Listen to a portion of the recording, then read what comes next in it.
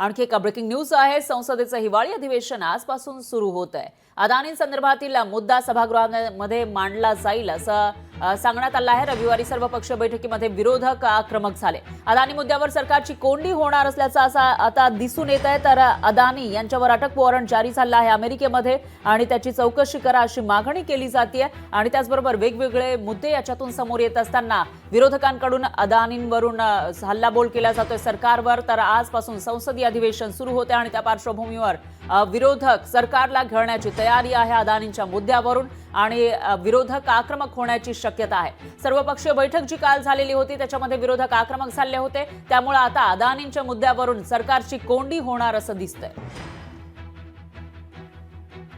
दरम्यान याविषयी अधिक माहितीसाठी आपले प्रतिनिधी स्वप्नील जाधव हे आपल्या सोबत जोडले गेले आहेत। स्वप्नील, काय सांगाल? हिवाळी अधिवेशन संसदेचं आजपासून सुरू होत आहे, पण याच्यामध्ये चर्चेत येणारा मुद्दा आहे तो म्हणजे अदानींचा मुद्दा, कारण त्यांच्या विरोधामध्ये अमेरिकेमध्ये अटक वॉरंट जारी झाला आहे आणि वेगवेगळ्या राज्यांमध्ये त्यांनी ब्राईब दिली होती, लाच दिली होती असा आरोप केला जातोय। त्यामुळे एकूणच कशा घडामोडी आज घडू शकतात?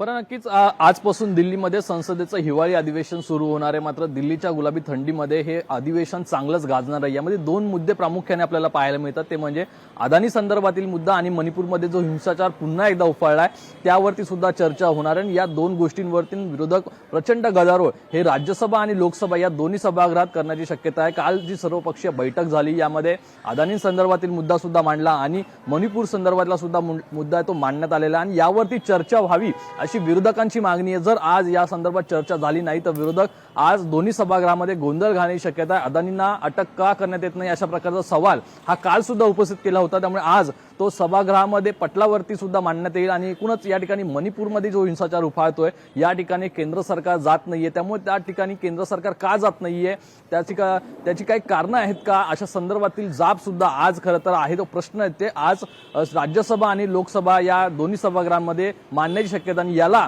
सरकार नक्की काय प्रतिक्रिया देतं की सरकार मारून मुटकून हा मुद्दा पुढे नेतंय हे पाहणं महत्त्वाचं आहे। निश्चितच स्वप्नील, त्यामुळे आता विरोधक तर तयारी करताना दिसत आहेत या मुद्द्यावरून खेळण्याची, त्यामुळे सरकारकडून कशा पद्धतीने याच्यावर उत्तर दिलं जातं, चर्चा होते का ते बघावं लागेल। दरम्यान धन्यवाद तुम्ही दिलेल्या या सविस्तर माहितीसाठी। लोकशाही मराठी ऐका, पहा, जागरूक रहा।